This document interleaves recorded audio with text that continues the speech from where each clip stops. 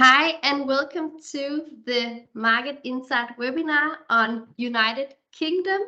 My name is Marianne Risbøl, and with me today I have...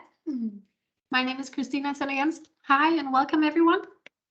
So, for those of you who don't know Food Nation, we are a public-private partnership, and we work as a gateway for international stakeholders who are seeking information about the Danish agriculture and food sector and how it works towards better solutions.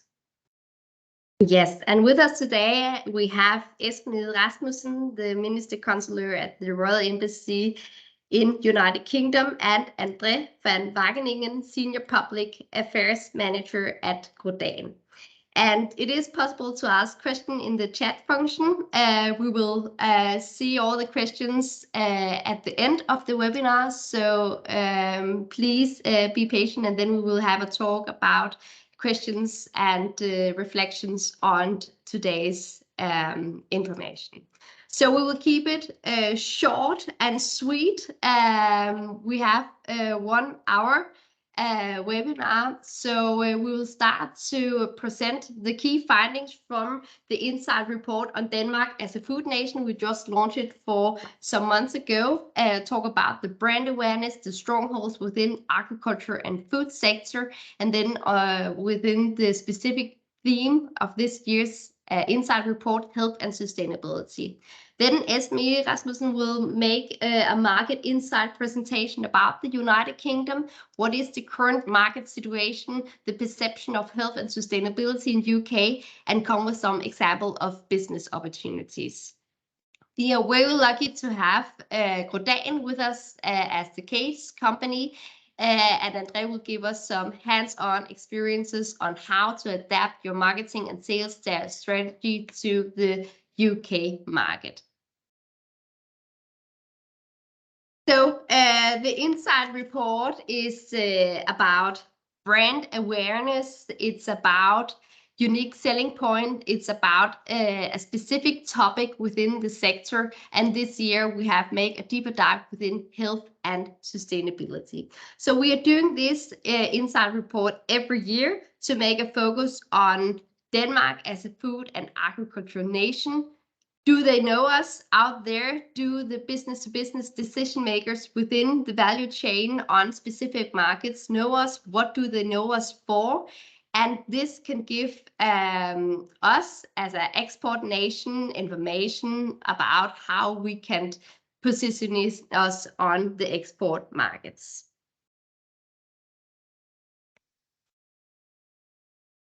Yes, so today we will make a deeper dive on our results within the brand awareness, within the unique selling points, and also health and sustainability.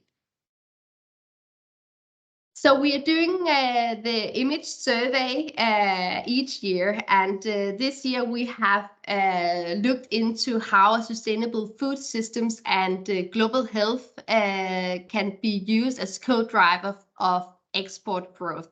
How can B2B decision makers on the export market see the connection between sustainable food systems and global health? We surveyed 803 decision makers, B2B decision makers working with food and agriculture products and solutions in 4 important markets. And these 4 important markets are United Kingdom, Vietnam, South Korea, and Japan. And today, the next hour, we will make a focus on the results on United Kingdom. So Denmark has an unaided awareness of 14% among international B2B decision makers. It's a quite positive number, is my own opinion. And what we can see is that the country that pops up to mind among the decision makers is China. Then comes the United States of America, Japan, France, Germany, and we have a shared 6th place with Indonesia. So we have asked the B2B decision makers about what countries pops up to your mind when you think about agriculture and food production and solutions that is relevant to your industry. So we haven't mentioned Denmark, or this was a Danish survey or anything, but we see that 14% is actually thinking about Denmark as a food and agriculture nation, which is quite positive actually, because we can't almost see us on the world map, but still we are in their mind. I have also taken this slide with me today about what we as a nation is associated with positive characteristics, and we actually see several positive characteristics on this survey, and we can see that we are known for our quality with 37%, sustainability. We are known as an organic nation, food safety, but also reliable and innovative and healthy. So this is actually also one of some of the strongholds that we know that we are good at here in Denmark, and I think it's quite positive that it's also what the B2B decision makers know us for around the world.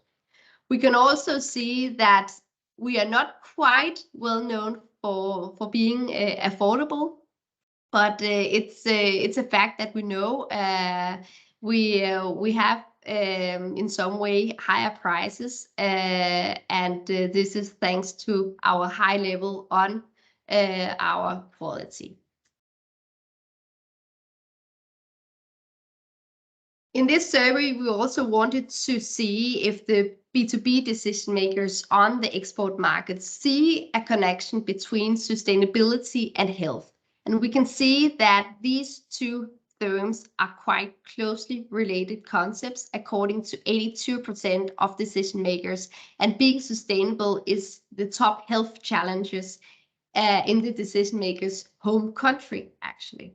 So it's not only a connection we see here in Denmark and in the northern part of Europe, but it's also countries like Vietnam, South Korea, Japan, and then of course today's topic, the United Kingdom. And I think this is quite positive.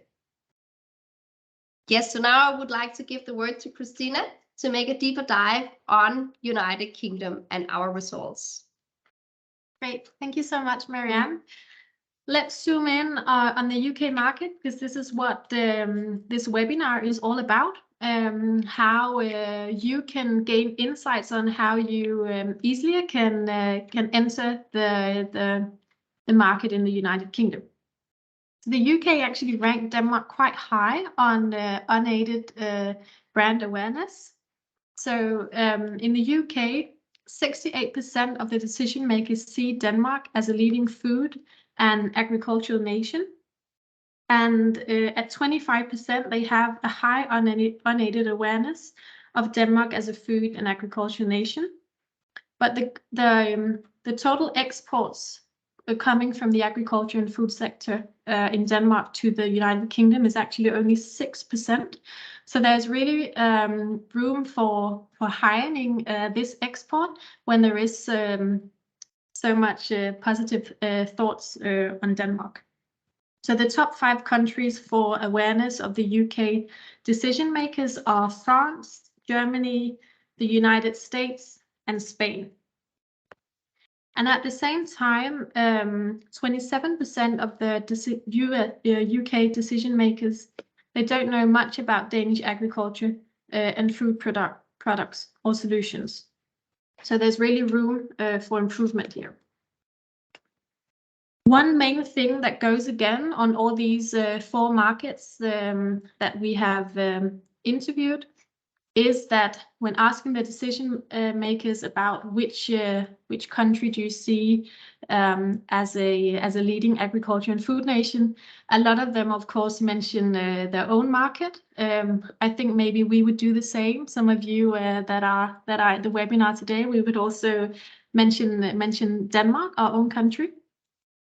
But 62% only 62% in the UK mentioned their own country, and that's the lowest of the surveyed countries.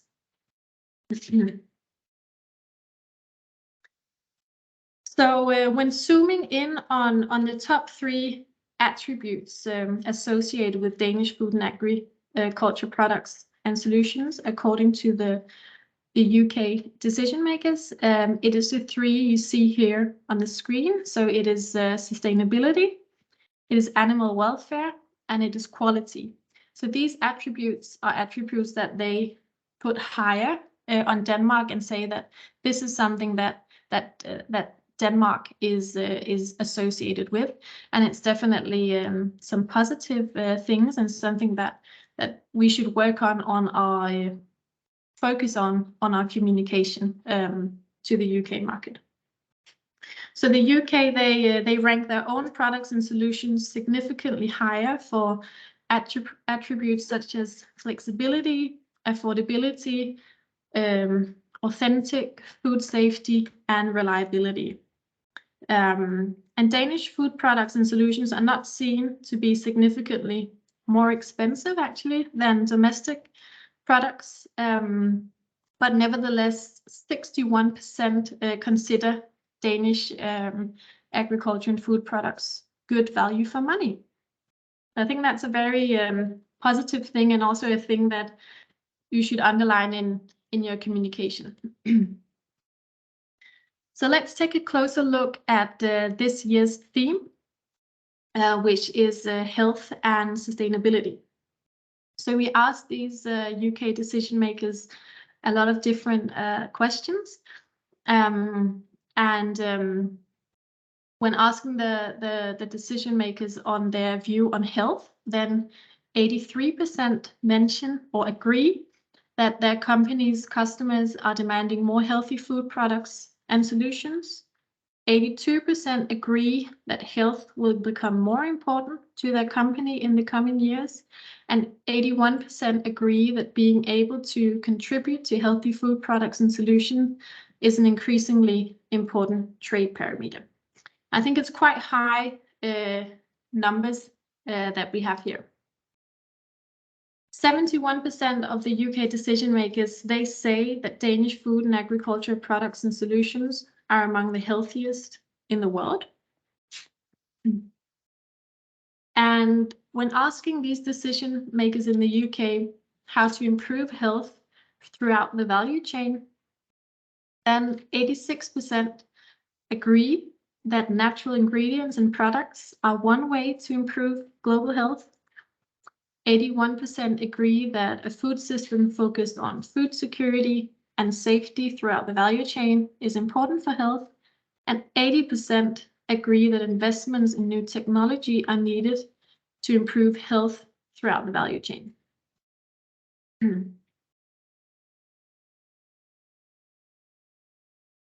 Some other numbers here are that 82% agree that Danish companies can offer technological solutions that can improve the development of healthy products to their company. And 73% of the UK decision makers agree that Danish companies can offer products and solutions across the value chain that support the production of healthy food. So quite some high agreement from the UK decision makers here. So when asking the UK decision makers what they associate with health, because I'm thinking this is maybe also something that you that are listening today are curious on, because what is health? This can be different from people to people. But you see the top 3 associations here on the right-hand side. So 25% of the UK decision makers, they associate health with the food safety, and also 25% associate health with sustainability, and 28% associate health with organic.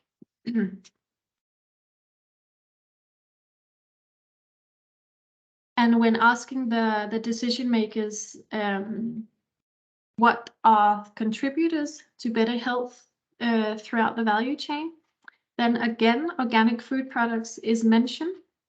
So 45% mention organic food products, 36% mention plant-based food products, and 37% mention ensuring food security and food safety.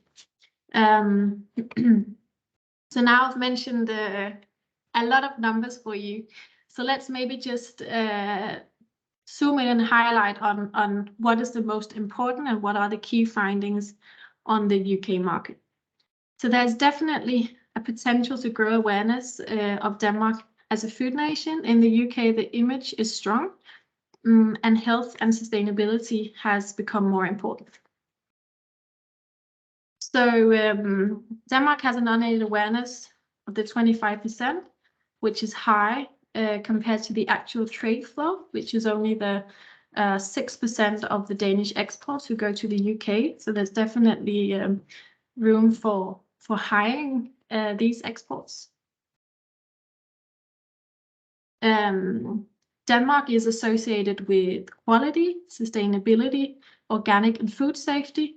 So focusing on these strongholds in the communication of your products when entering the market is definitely something that is going to be noticed. And another thing that was mentioned by the UK decision makers is that Danish agriculture and food products are actually good value for money. And this is a stronghold and definitely something that is worth emphasizing in these challenging times where we have inflation and we have high prices in the supermarkets. This is definitely a thing that should be focused on. So why is it that the product has this price? It's because of the high quality. And the last thing I'd like to highlight is communicate sustainable food systems, because the UK decision makers, they see Danish companies as strong suppliers of technological solutions. So I hope you got some key numbers on what to focus on your communication when entering the UK market.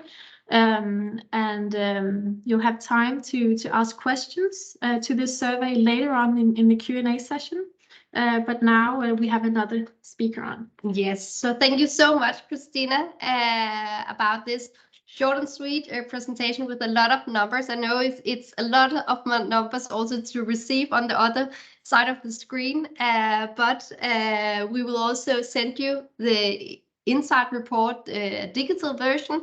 And if you're interested, we would love to also to send it in a printed version if this could give some great insights for your work or your colleagues' work as well. So, well, it is a challenging time. Indeed, it is, and we all feel it on different ways. And the fact is that that making this survey about health and sustainability, it's of course also because of the time with the corona pandemic, and many countries are still recovering from this very hard period, and also we see that this virus is still out there. So we have to pay attention to how we can also improve the global health, not only among consumers, but also if we look at the value chain in total, how can we take care of our natural resources? How can we ensure to have a healthy soil? How can we ensure to have healthy animals so we don't need to give that much of antibiotics, as just some examples.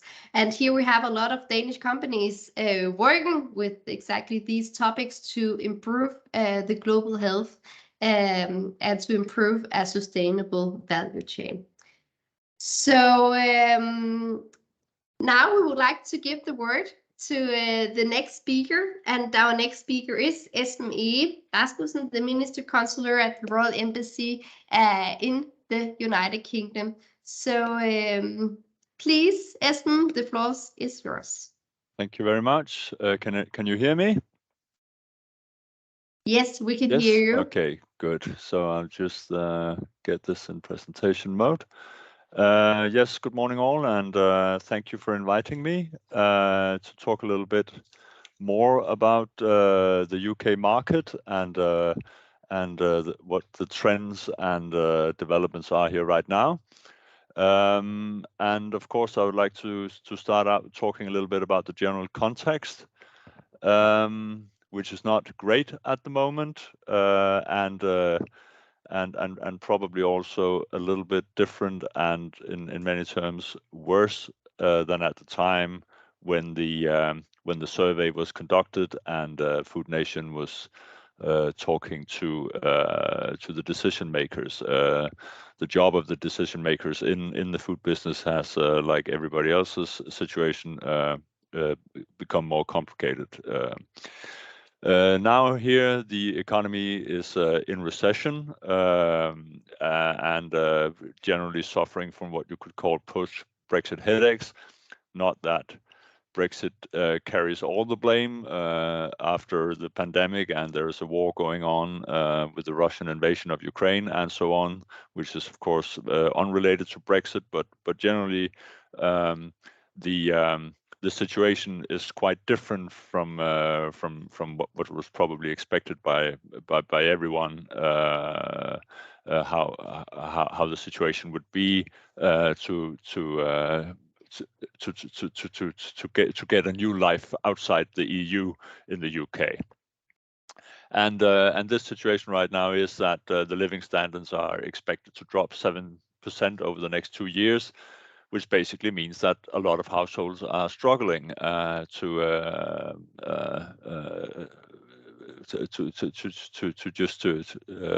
have food on the table that is good and healthy food, and is struggling to have heating due to energy crisis and basically the high inflation rate, interest rates, taxes are going up, which means that purchasing power is going down. And there is in general right now what you might call a squeeze of the middle class.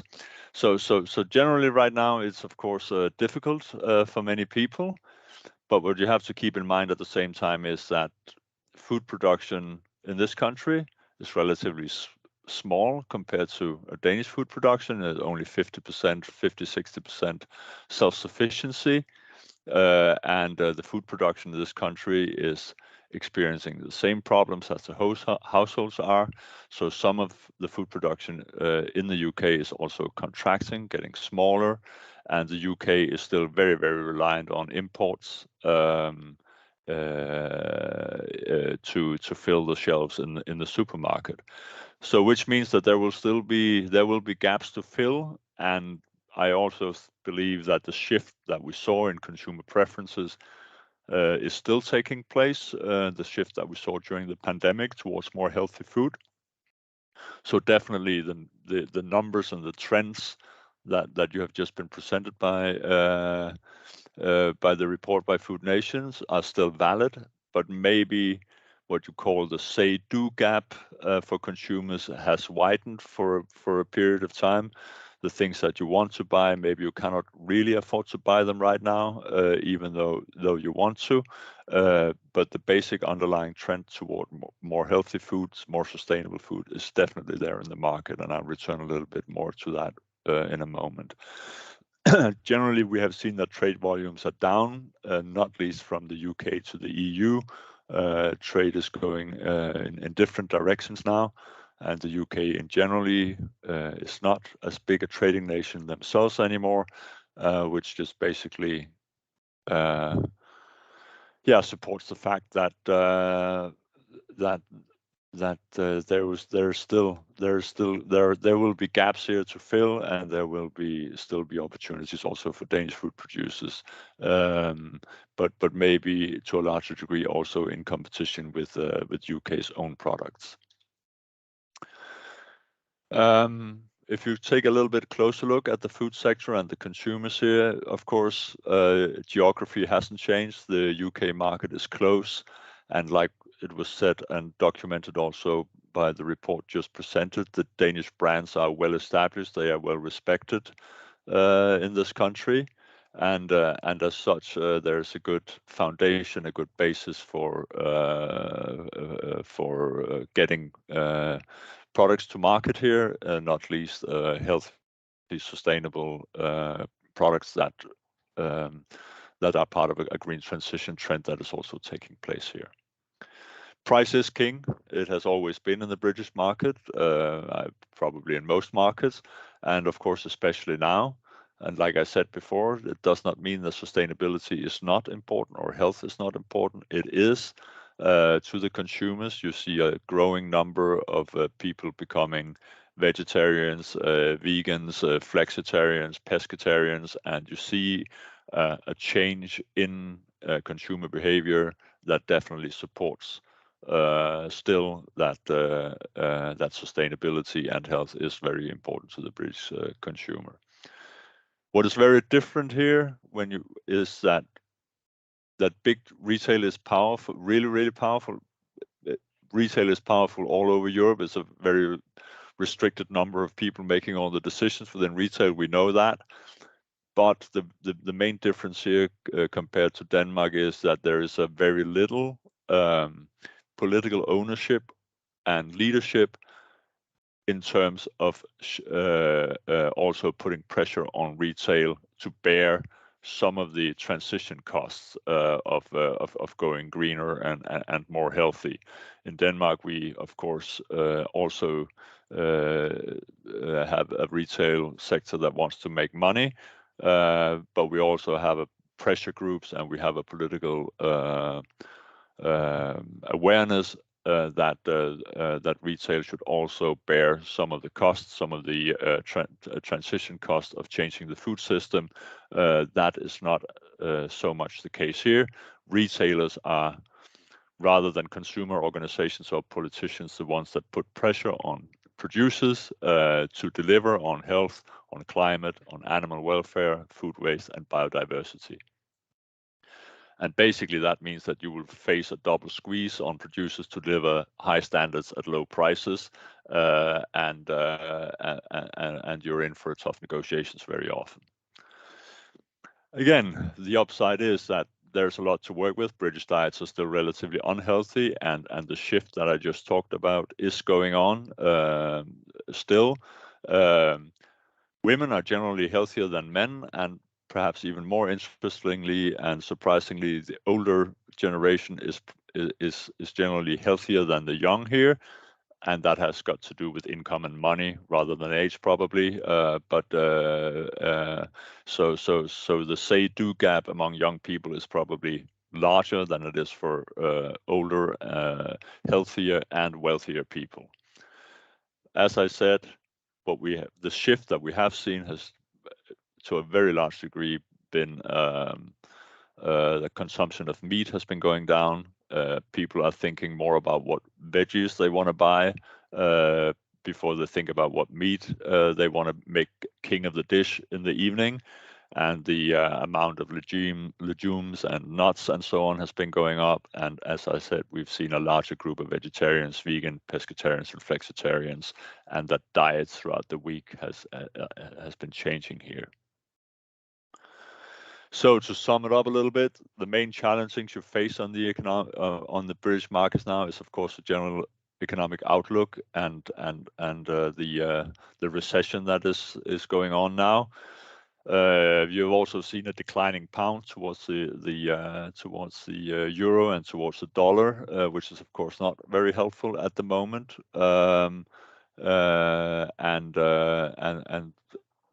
Hopefully, at least we have now reached a level where it has stabilized, and there will be some kind of predictability as to the value of the pound in the future.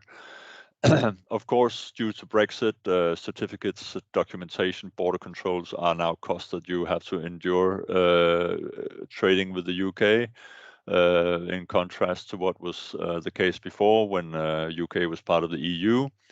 And you need to register a company here or a relation here using agents, distributors, or making your own smaller company to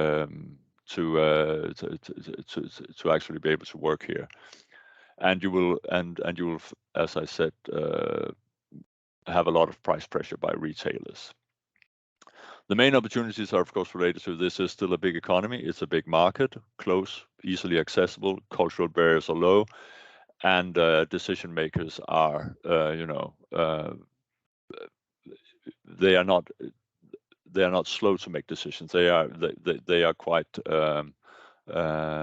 they are business oriented and have a high degree of business acumen and are and so like there's always, if you have a good product, if you have a good idea, that is it always has a chance here.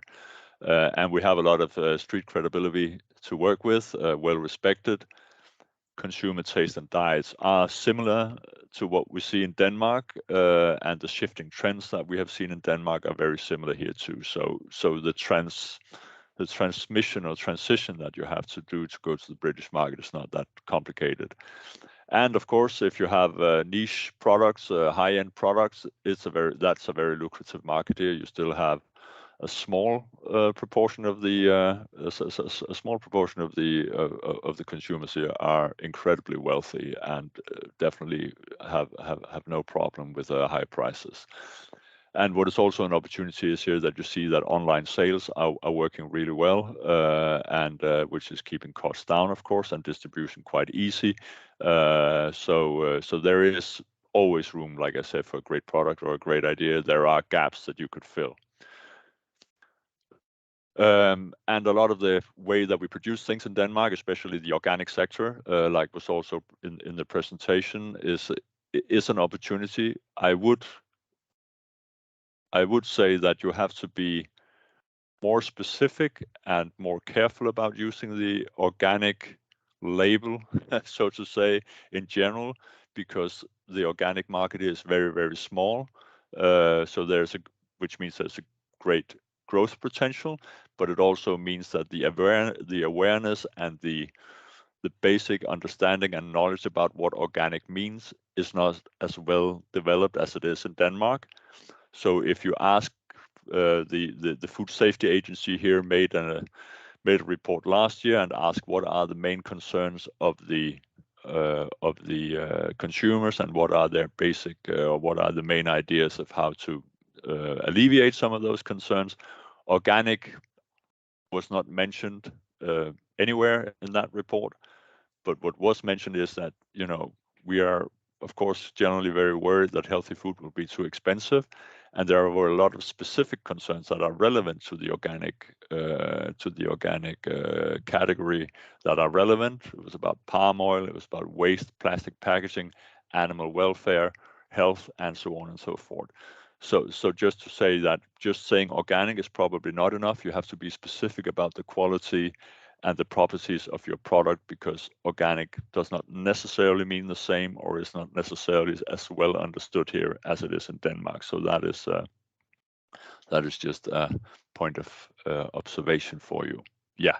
So thank you. And lastly here, just to say that at the embassy here, myself and my colleagues will of course be very happy to discuss this further with you or help you in any way we can if you're interested in going to market here. Thank you very much. Thank you so much, Esben, for this very interesting presentation about the UK market. Well, it is a challenging time, first with the Brexit and then with the Corona and now with the inflation and also, of course, the war in Ukraine.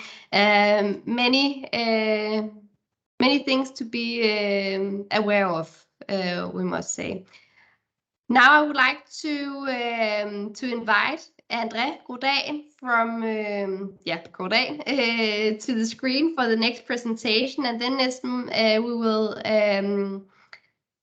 be together on the screen later when we have the Q&A session.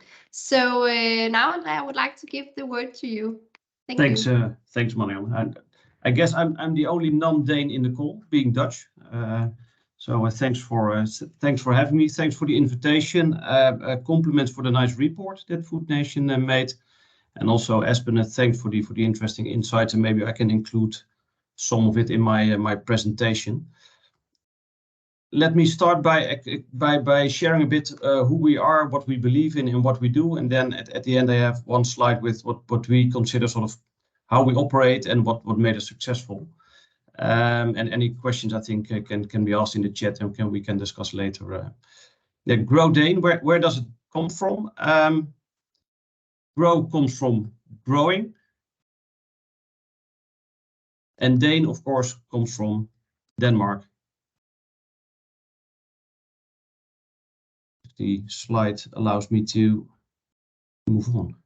Here we go. And what do we believe in? We believe in a role that we can play in a sustainable food supply, growing a better future. It's all about food, and I'll explain later what we do for the people that don't know.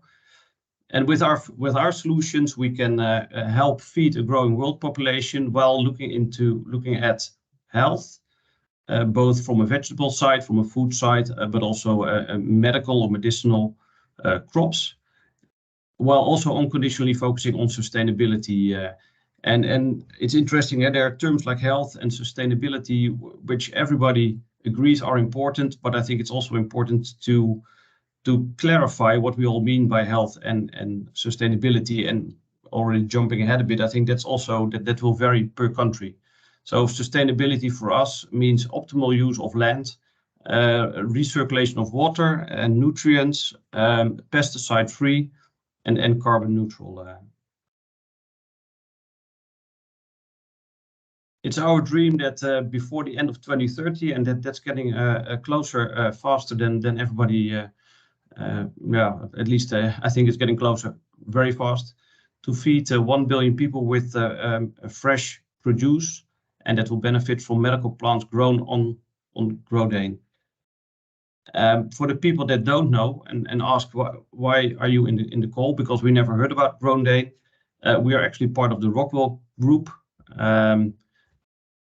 It's interesting to have all these animations, which I'm sure is very well known across the globe, not only in Denmark, but also across the globe, and a leading company when it comes to stone wool and stone wool insulation, and also playing a very important role in the whole energy transition, where everybody is looking into energy efficiency and insulation materials for buildings and construction.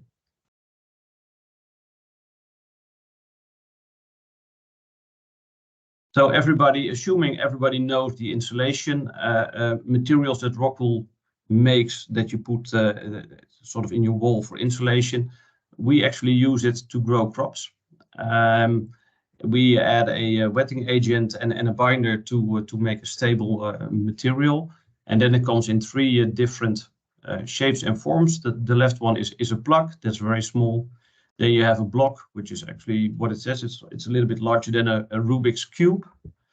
And then you have slabs that are sort of at the bottom. And what people do, they grow tomatoes, sweet peppers, and cucumbers, for instance, in greenhouses. And as I'm relatively new to the industry, I joined Grow-Dane July 1st. It's very impressive to see what's all behind the sort of the perception that everybody has when it comes to greenhouses, and it's interesting and also encouraging to see how those people look at sustainability, how they support feeding a global population, not only in existing but also in new greenhouses.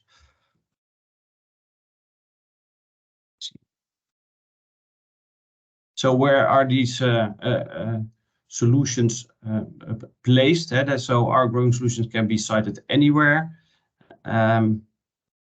Greenhouses, which I assume everybody has seen or is familiar with, impressively big, to be honest. Tomatoes, I've been into greenhouses which are up to 300 meters by width, which is extremely big, I can tell you. But also in vertical farms, which is sort of up and rising, and where people have farms close to cities, or where you can actually have fresh crops daily close to where you live, so you reduce the food miles of the crops that are being grown.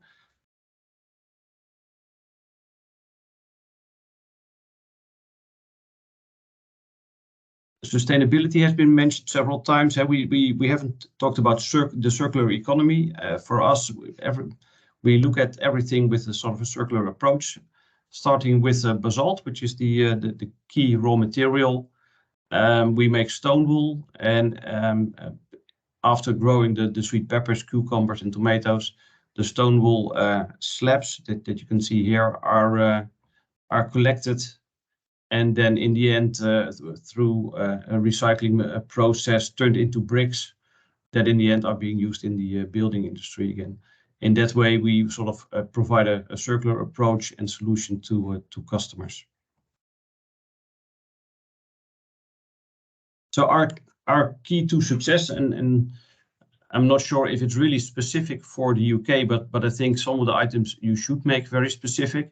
And the first item may look a little bit like a no-brainer for anybody that's in business, but we are addressing sort of all the three P's, the economic, societal, and environmental needs in the market. And I think there it's very good to be aware of the national or regional dynamics and actually try to understand what the environmental needs or societal needs are.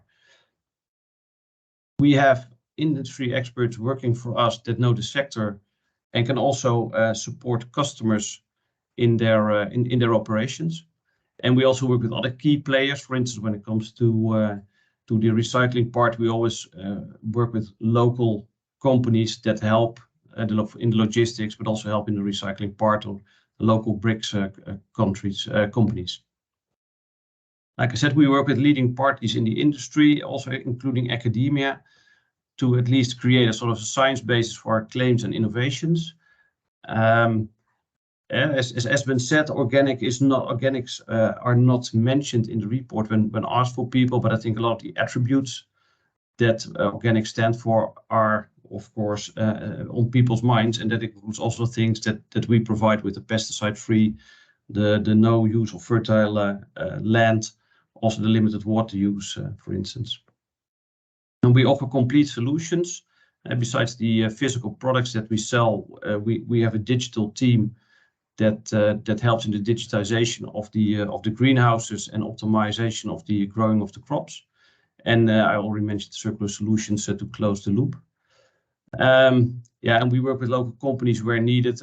I would say we work with local companies, period, as a key to our success. So that's it. I would say brief, short. These are sort of our I hope you get a flavor of who we are, what we do, but also why we do it, and open to any questions. Thank you so much, André, for a great presentation about Grodan and your thoughts about making business in this world we have today.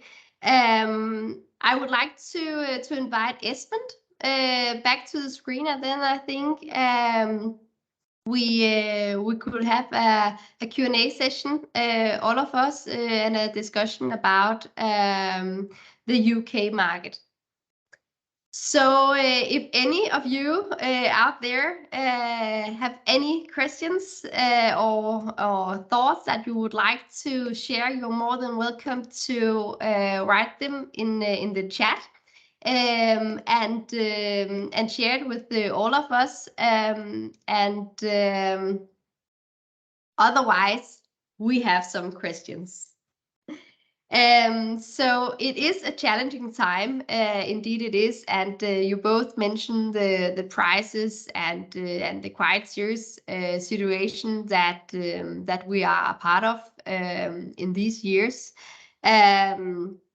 But if we look so in general on the UK market specific and try to look on the positive sides, I would like to ask you, André, what has been the key success factors for Grodan to entering the UK market? what have you done specific, if you would like to share, to feel the success? That's a good question. Thanks. As I said before, I'm not sure if we did something specific for the UK. I think we have sort of a general approach that you in the end make specific for the UK. And of course, with Brexit, then part of my work as a public affairs manager, of course, is representing Grodan in Brussels. Formerly, before Brexit, of course, the UK was included, and any regulation or directives would include the UK. Now you have to add the UK as one of the variables, and I think that's for that you use networks and in contexts like Espen, who can be very helpful, I think, in understanding the local dynamics. And as I said, our approach is always from I would say a science basis and an expert basis, and that we've done in many countries, and I think including the UK. I think that, and I think for us, yeah, if the question what made us successful in the UK, I think making things as tangible as possible and as specific for countries when it comes to sustainability, when it comes to health. Health may mean something completely different in the UK than it does in Holland. If you look at a small sidestep issue, if you look at the energy crisis currently in Germany, they're going away from coal to gas because they think gas is more sustainable. In Holland, we're going away from gas to electricity. So that, and it's all sort of supporting the sustainability in general. And that therefore you need a local context. And like I said, you need a network and use your embassy to get the insights. And then have the dialogue. I think start with a question instead of starting with an answer. Yeah. Okay, thank you so much. And now when you mentioned the networks, I would like to ask you, Espen, what if you are a small company that would like to start the export or just started the export to the UK market? Is it realistic to get a success story in the UK right now when the time is like now, and networks is one of the maybe way to get success? Yes, definitely. I think it's possible to have a success here because as I said, the foundation is good, which your report is also suggesting. What you have to be, really mindful of is that you know your price point when you want to go in here as a small business. You know your price point and you know your selling point. What is the quality that would fit the British market, the British consumer, and the situation here? In these times, you cannot assume that coming from Denmark. Having just being part of a general category, whatever it may be, that is even though it's well known or well respected, that is not enough to break the barrier through to the supermarket is difficult. So you have to do your homework and prepare well, and you have to consider your strategy, whether you're going for. Are you going for bulk? Are you going for a niche? Are you going to what kind of strategy do you want? You want to have someone here to run the business for you, to do the buying and the storage facilities and all that. All these considerations you have to think carefully about. And of course, for some companies, it's a lot to take in. If you're you're just a couple of people, and you can sell anywhere else in Europe without that many considerations. So that is probably why we have seen a small drop for small and medium-sized businesses trying to come to the UK, but definitely there are still opportunities here, and there are loads of really good, interesting products in Denmark that would be able to do well here. I'm quite confident of that. And I don't know if it's possible to answer this question, but is the market more open for the B2B area within the value chain, or is it more open to the end products? I'm not entirely sure that I understand your question really. Yeah, I think your question are you more likely to be successful in B2B versus B2C? Is that what you're? Yes, exactly. Yeah. If you're in the food sector, I would say that you would be able, you have to go B2B, and you would have to but there are companies here, and we have contacts here as well, that are quite specialized in getting into contact with the big retailers, and also looking for the gaps in the market where your product would have the biggest likelihood of actually being successful. Some of the examples of Danish businesses that have been successful over here is, for instance, if you look to the plant-based and the vegans, we have a big event next week where you will be there also. Naturli is doing a really good job pushing the market for spreadables, and providing an alternative for another day to traditional butter, be it Danish butter, Lurpak, or local. So they have penetrated the market really well. Earlier this year, we had a small company that was selling baby food. Basically, their main selling, they came in as, we are selling organic, but the basic selling point towards health was really that they were very low sugar compared to the competitors on the British market, and they're still working on this market, but they had, they attracted a lot of interest because they had something that was stand out. And so if you have that standout quality, whatever it may be, that will always help you. Yeah. Okay. And are there any specific pitfalls that Danish companies should be aware of when entering the UK market? Maybe you would like to start on that question, Andre, if you have any thoughts about that. No, I'm not sure. I think building on the last, also building on Espen's answer, B2B or B2C, I think it's partly a strategic choice what you want to do, but of course B2C requires a completely different marketing approach, and I would say different marketing budgets than B2B.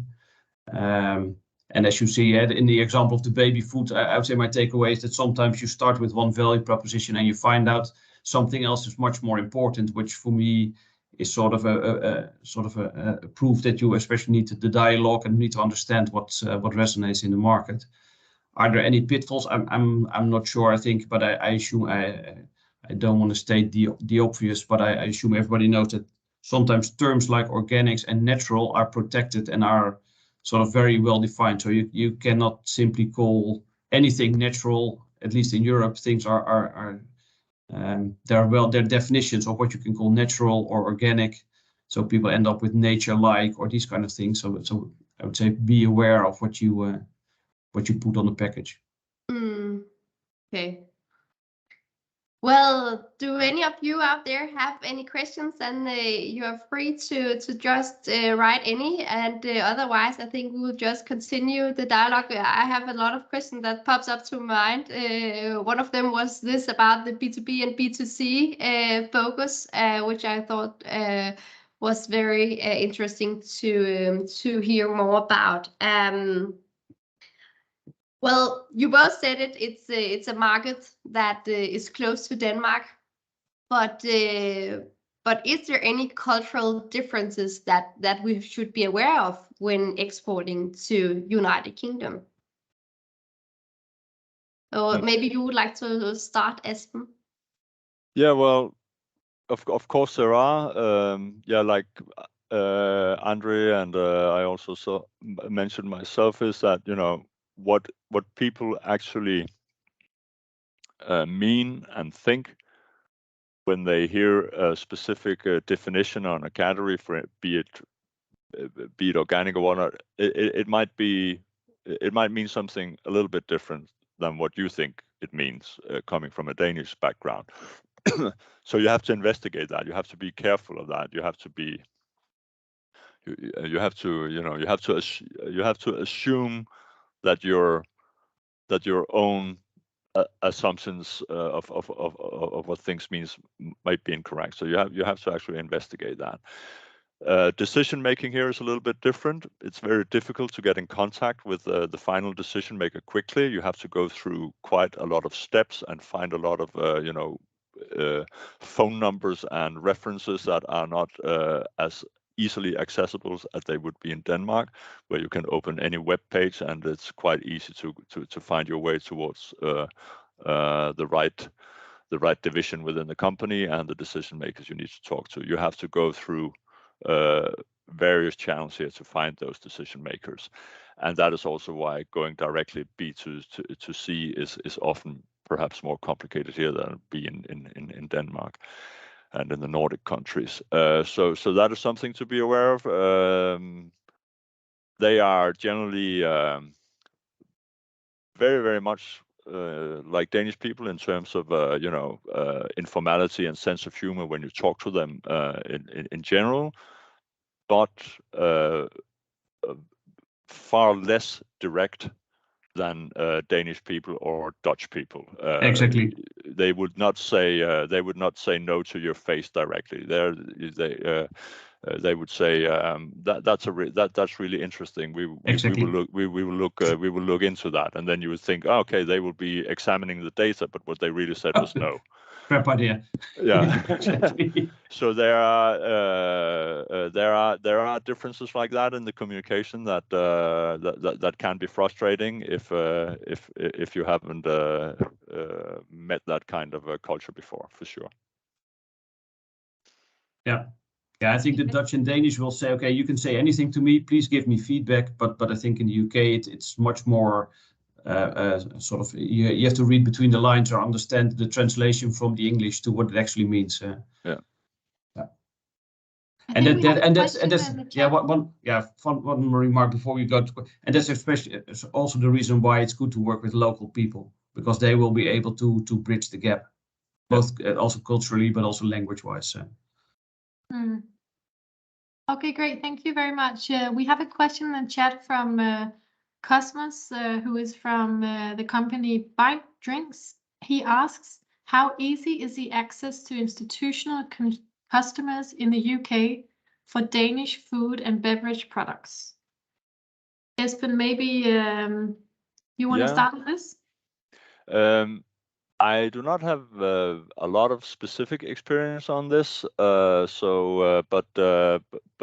generally, I assume institutional customers here is meaning like schools, hospitals, and government institutional customers. If that's the correct understanding, then I would say, well, like when they were in the EU, and like there will be procurement procedures for any orders for public institutions that you would have to, of course, know about and engage in. They are less bound and committed to engage with foreign suppliers. Now they are outside the EU, and there is a pressure towards using local produce and British suppliers to the institutions. That's one of the big asks and political pressure points from British agriculture. But at the end of the day, like any other consumer, the institutions have a budget and they want to make the most of it, and they want to make the most out of whatever their core competence or delivery is, and not spend an unnecessary amount of money on supplies that are not part of the core delivery to them. So definitely, they are relevant customers. But basically, my answer would be we would have to explore that more to give a really good answer to that.